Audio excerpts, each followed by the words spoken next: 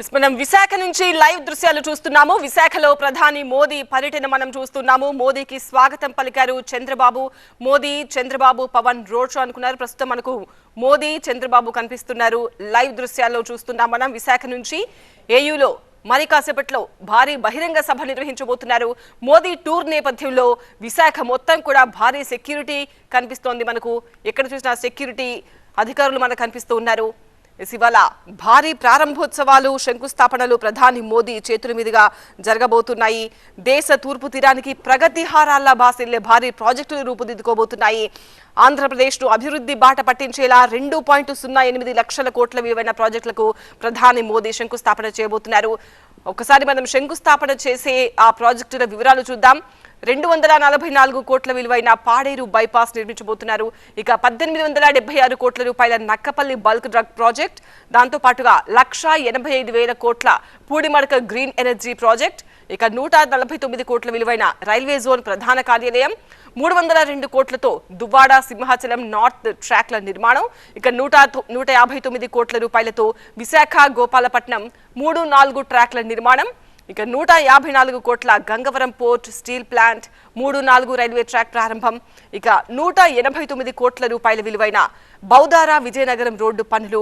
మొత్తం మోదీ చేతుల మీదుగా 21 అంశాలకు సంబంధించి ప్రారంభోత్సవాలు శంకుస్థాపనలు జరగబోతున్నాయి. ఇవాళ ఏపీ అంతటా కూడా పండగ వాతావరణం కనిపిస్తోంది.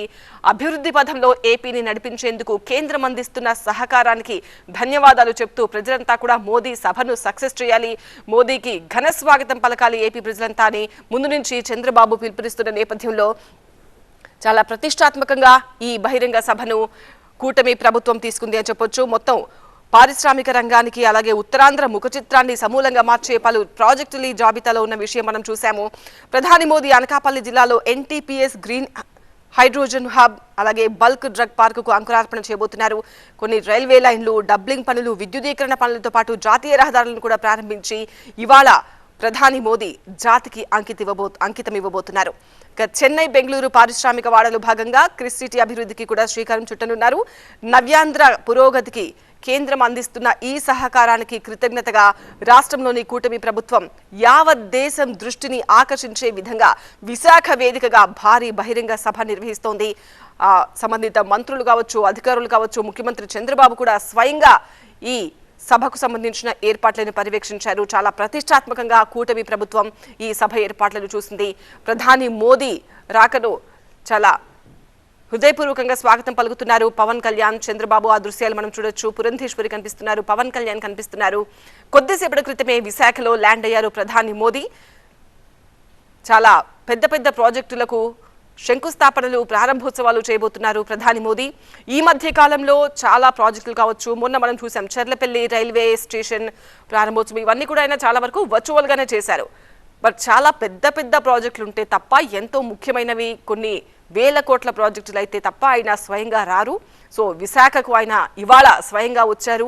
విశాఖ పర్యటన మనం ప్రత్యక్ష ప్రసారం ద్వారా చూస్తున్నాము. నేరుగా కూడా సభకు వెళ్ళిపోవచ్చు, కానీ ప్రజలందరూ ఆయనకి స్వాగతం పలికే విధంగా ఏర్పాట్లు చేశారు అధికారులు.